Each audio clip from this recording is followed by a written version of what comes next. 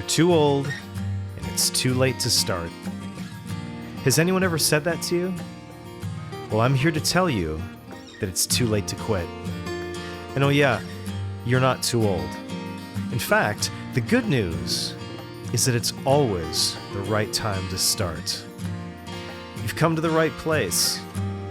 And me and my friends are going to share our stories of why we will never, ever throw in the towel. Welcome to the Too Late to Quit podcast. I'm your host, Jeff Iftikharuddin. Let's go.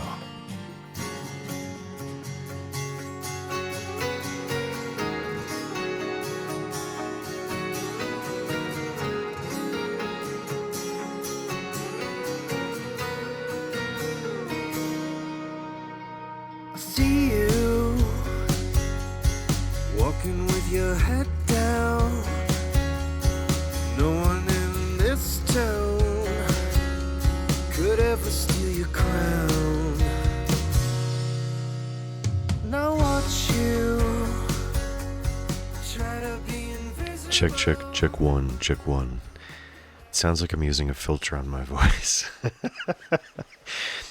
If you can't tell, my voice is a little bit altered, and not by any VFX or plugins or any AI. It is January 1st, 2025, and I want to paint a little picture for you. I'm in the studio of my father-in-law in a suburb of Bogota, Colombia. My wife is Colombian, and I'm in a really neat neighborhood, and there's a really soft rainstorm going on at the moment, and the raindrops are hitting the roof, and it's about 4:03 p.m. And if you know, you know. Colombians know how to celebrate and really know how to roll out the red carpet for the new year. And I wanted to take a moment today on the Too Late to Quit podcast, because I think for me, I've always loved January 1st. I've always loved the idea of starting anew. I've always loved the idea of a new adventure, a new set of goals. I know there's a lot of chitter chatter online about, goals are, XYZ, or this is how I feel about it, and here's what you should do, so be it.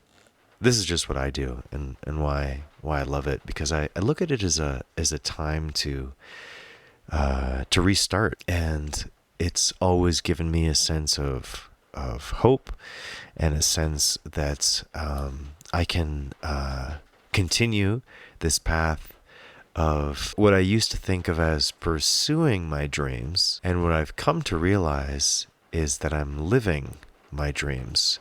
I saw something online, not sure about you, but I spend a lot of time online. And I'm not one of those people like, I don't watch TV. No, I ever since I was a wee child, I would write out my TV schedule. Like, okay, 2 p.m. Different Strokes, 3 p.m. Facts of Life, 4 p.m. A-Team. And if you haven't been able to deduce from those references my age, well, now you know. I'm a Gen Xer. And I'm not sure. I'm always curious, like, if the mic can pick up this rain. It just sounds so amazing right now. I'm going to let the rain come in, see if that can be heard in the background. I think so. It's building up. It's as we're ramping up, getting ready to do the podcast, it's building up.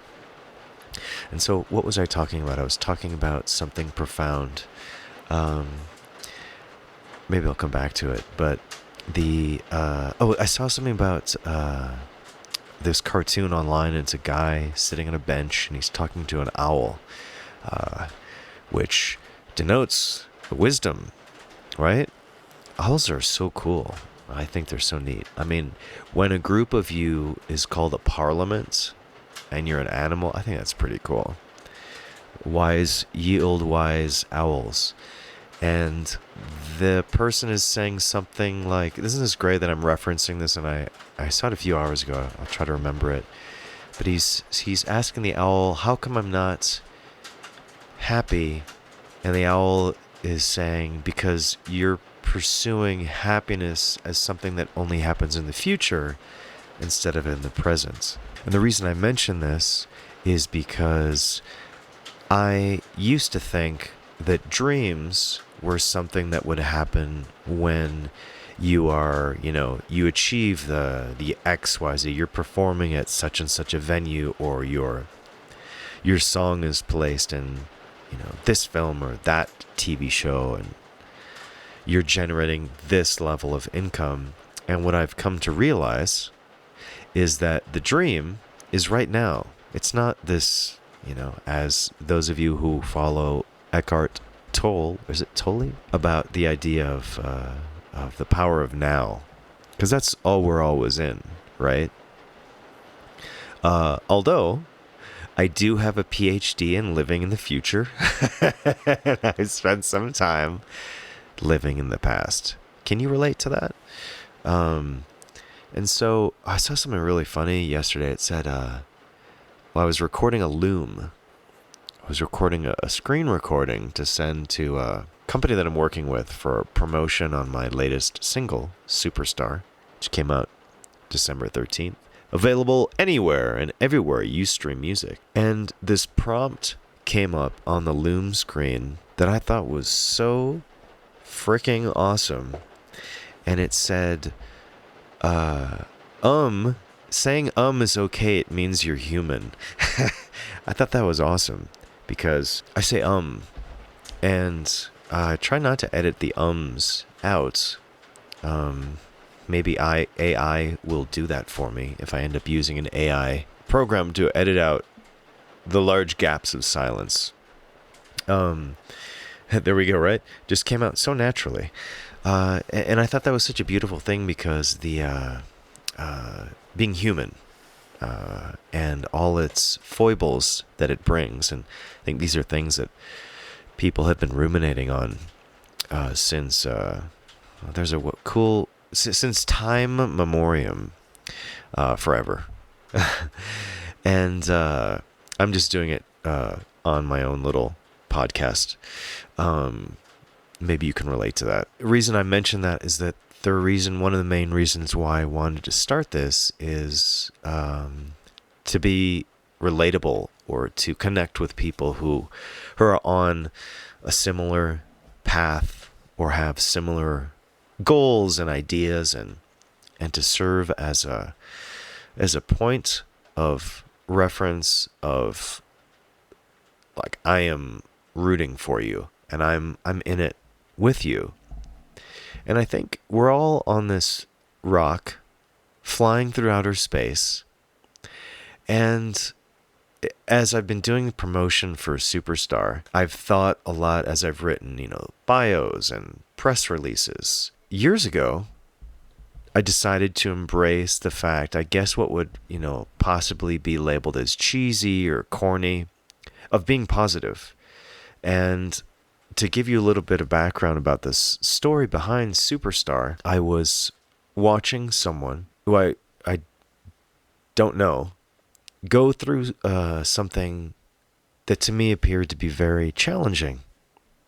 And the way this person approached the challenge inspired me so much that I wanted to write a song for them about how I felt and my wish for their success and whatever they decided to pursue. Whether it's a fancy car or living like a superstar, the idea behind that is, man, I want all your dreams to come true.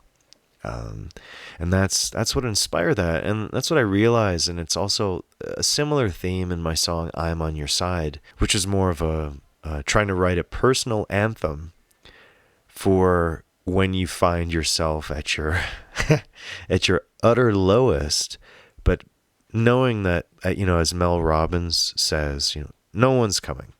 Nobody's coming. Like, it's just you. You have to get yourself out of bed. You have to do these things. And I don't think I'm going to edit out the sounds of quotidian life. Can you say that? I think you can say that in English. Of everyday life. Bells ringing and notifications and sounds. Or maybe I will edit it out. I'm not sure yet. And so the idea of being positive and saying, you got this, and let's support each other. And my way of doing it is musically. And I got this review of Superstar, and the person said, they said something that, hello? They said something that really made me smile. They said, I turned it up. I really, I think that's every musician's dream. Somebody cranks your song, right? There's a great song by Big Wreck called That Song, one of their live staples. And, he talks about hearing his favorite song play on the radio of a car that drives by. And I really love that song, and like an ode to a song. As I'm writing all these press releases, I'm realizing, like, yeah, this is, I really believe in sharing a message of resilience and hope. And if you happen to be listening to this message, I don't know who you are. I hope you know that I do support you, and I want you to find your happiness and success. And if you are listening to this and going through a challenging time, I want you to know there are people out there that support you. And even though we haven't met, that I do support you. And I'm thinking a lot about the songs that are going to be coming out from me in 2025. And there are some sad ones, but I feel that even in my sadder songs, the message is of guidance, of hope, of resilience. And sometimes you're the person in the cave, and sometimes you're the person on the exit of the cave waving the light, showing the person, hey, exit's over here. The safety is over here. And I'm so excited to release the new songs. And the way I'm going to do it is, so I just released Superstar. That was my first song that I've released since 2021, which was very symbolic for me because it was the first song that I've released that I wrote after my father passed away. And so it was, in culmination of playing live in Austin and releasing it. And it was very symbolic.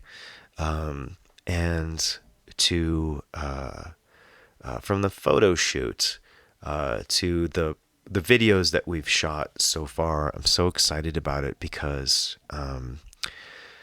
we're really digging into the DIY spirit. And I was talking to somebody who is friends with a global sensation of an artist.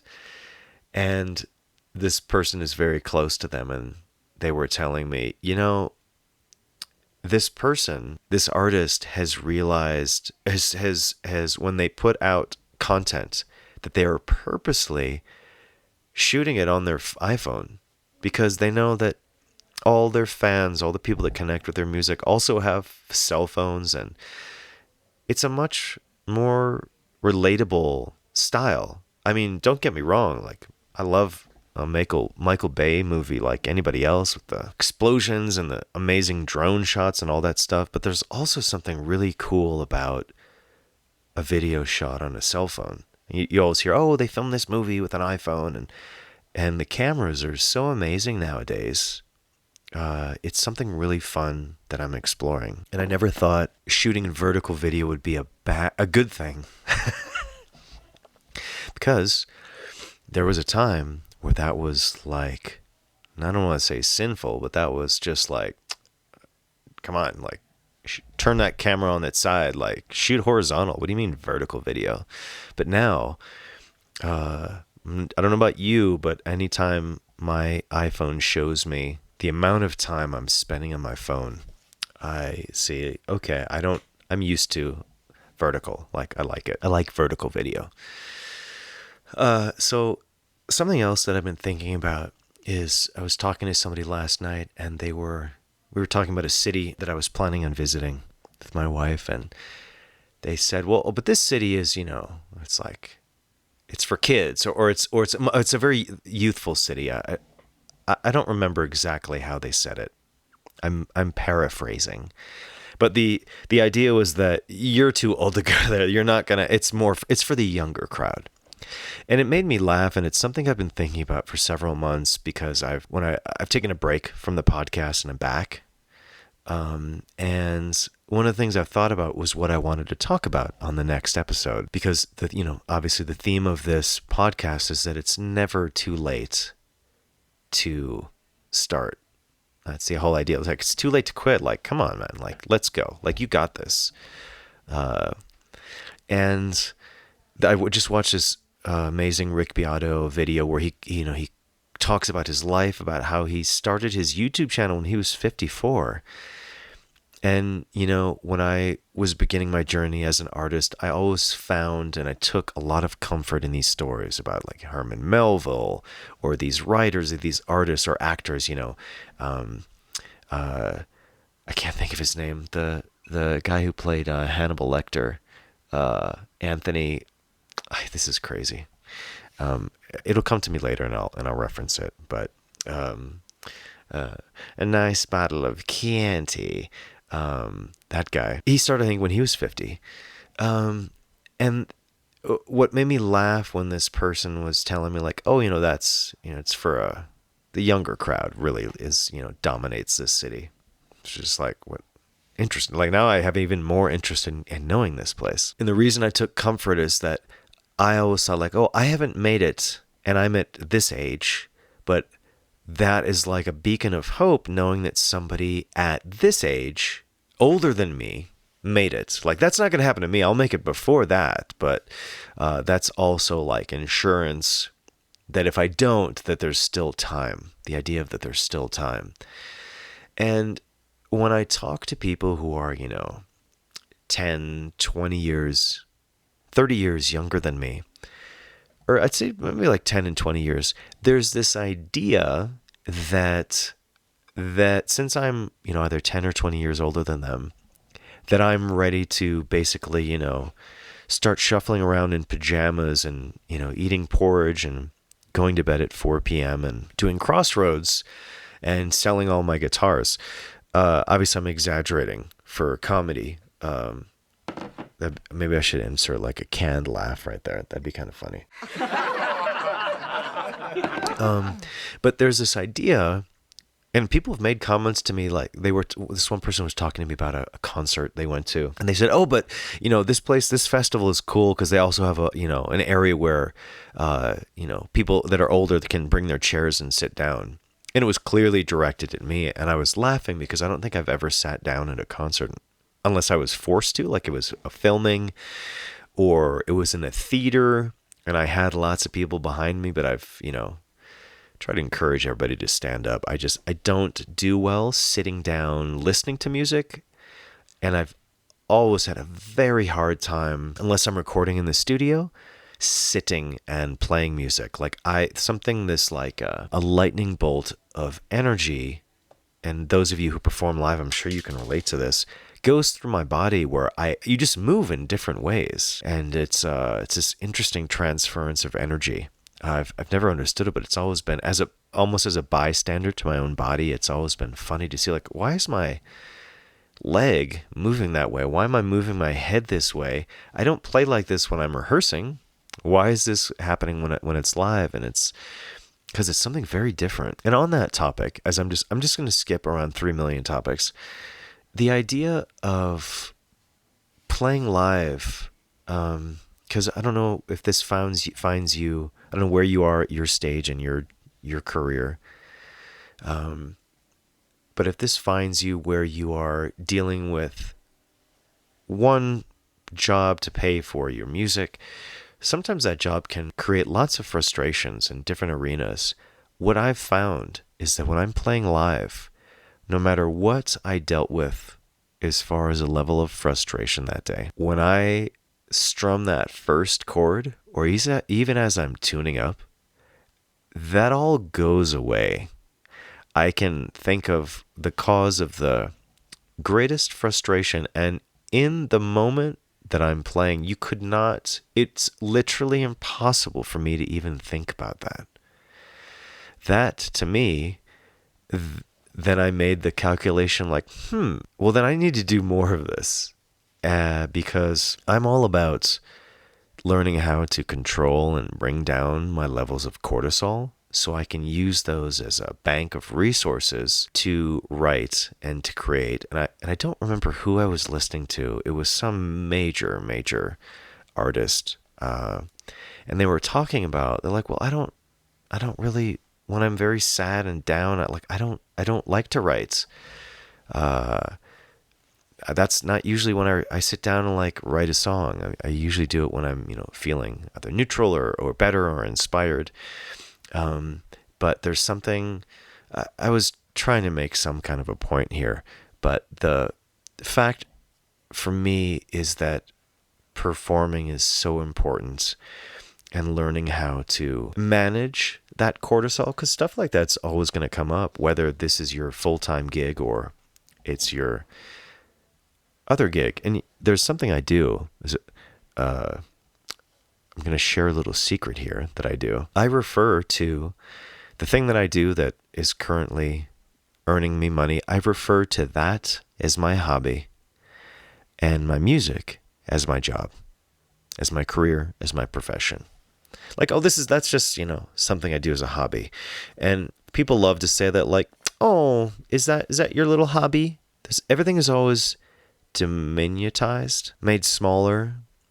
Oh, it's all like, oh, is that your little, your little guitar? Is that you play at your little shows? Like, no, ma'am. I rehearsed for 4 weeks to play a 30-minute set and tell stories about the most important things of my life. Like, that's, I don't know about you, but for me, like, that's serious. I spent, 100 hours in the studio, take after take, trying to get this right and producing it and adding this layer. Or I had to, that phrase, there's that famous story, and it's been, I don't want to say bastardized. It's been, it's been adjusted many times, but it involves, the way that I heard it told was that there was an error on a machine at FedEx that basically stopped all the packages on this major conveyor belt. Thousands of dollars were being lost every minute. And the manager of the factory called in this repair person, and the repair person came in and they opened up this box and looked at it and like, and they made one little adjustment and boom, everything started working again. And the person says, please invoice me with an itemized, oh no, he said, how much will that be? And he's like, $10,000. He's like, that's crazy. Like, and he's like, okay, I know the trick around this. He's like, send me an itemized bill. And he said, it said on the bill, on the itemizations, one, pushing the correct button to get the conveyor belt to work again, $1. Two, knowing which button to push, $10,000. Because that was based on this person's years and years and years. Like, I heard this other great thing about when you're paying somebody, when you're paying an artist for who's created something amazing, you're not paying for that single thing, that single on Apple Music or whatever, or Bandcamp. You're paying for the thousands of hours, the years this person has put into creating their art to share with you. And I think that's super special. That's really what I wanted to talk about, and to tie in the idea of, because, this is about age, that this idea, I'm just going to go back to that. I feel like I have like those memes of the conspiracy theorist from It's Always Sunny, and he's connecting all the strings. So I feel like that's how I'm connecting all my ideas today. And I'm okay with that. Is that this idea that when I talk to people younger than me, they have this idea that when you're older, that say when you're 50, that you're let me put it this way. If you are currently in your 20s or your 30s or younger, trust me when I promise you, you're not all of a sudden going to feel like a geezer when you're 40. When I was in my 30s, I was like, well, at least I'm not 40. Then I was in my 40s, like, well, at least I'm not 50. This idea that somehow in that decade, your life becomes so decrepit and you aren't able to, it's not true. You are going to feel exactly the same in your brain. Okay? So, however vivacious and bon vivant you feel right now, if you're 25, trust that when you're 35, 45, or on the cusp of turning 50, you're going to feel the same. So, and it's going to make you laugh because then you're going to talk to people who are 10, 20 years younger than you, and they're going to think like, oh, well, you're basically ready to be put out to pasture at that age. And I'm here to tell you, as an expert on this, it's simply not true. You're going to feel amazing. You're going to have the same brain, and you are going to have the same dreams. And that's one of the main reasons why I wanted to start this podcast, is so you know you're not alone and that you have support. So now we're going to do a little segue into talking about promotion. So I just released my song Superstar a couple weeks ago. I'm so proud of it. I worked so hard on it. It was a song that I wrote in a little town called Tabio, which is about 30 minutes to an hour, depending on traffic outside of Bogota. I wrote it on a friend's guitar, steel string guitar he had, and this chord change came out of this chord change came out of nowhere. And it over the next couple months, I wrote the song and just really love it. And the promotion that I'm doing for it has been really fun because there's something neat about, and I know a lot of people don't like Spotify. I love it because I'm doing it for the connection, and Spotify allows me to very easily share in a super quick way with people all over the world. I want to read this for you. This kind of blew my mind. This was my Spotify Wrapped. I love that they do this. So I reached 131 countries. That's mind-blowing to me. A little thing that I made could then travel like a paper airplane on all these thermals all over the globe. There's something so fun and so cool about that level of connection. And my wife always tells me, she's like, you never know who's listening. And it's really true. And so what I've been doing with this is there's this company called Groover. And there's all of these companies out there like Submit Hub, and where you submit to people who have playlists. And some people look down on that. It's bad. It's whatever. There's all these things. I love kind of exploring all these different options that are out there. I'm doing Facebook ads, and the idea is that I have a product that I believe in, that I love, and I want to share it. And it's really just an experiment, saying, who do I reach? Who connects with it? How do people feel about it? And one of the really neat things that I like about Groover, which is this really cool French company, is that they connect you with all kinds of people, labels and managers and live booking agents. And this sounds like a commercial for Groover. Maybe it is. And I've been able to connect with some really cool people, and have been shared to some real fun, legitimate playlists. And it's been neat. And I've been able to connect with a lot of people in a lot of different countries, and it's been super cool to see the reaction. And so I want to remind you that if you are releasing something, have fun with it. Have fun and experiment with all these different ways. We live in a day and age now where even if you have a SoundCloud, And the reason I say it that way is that they didn't used to do this. You are now able to distribute your songs through SoundCloud. I use CD Baby. I love CD Baby. I've used CD Baby since 2006. It's so easy. The customer support is elite, and they have always been super helpful. And nowadays, you can literally use any of these services to get your music out there. Or, you can put it up on Bandcamp and have it just be that, and you've got a link. What I want to reiterate is that there are so many amazing tools at your disposal, and so many people who really want to discover new music and to find new music, that you have so many options. So feel free. You can listen to my song Superstar wherever you stream your music. And I want you to remember that you are a superstar, and that it's never, ever too late to start. It's too late to quit. You got this.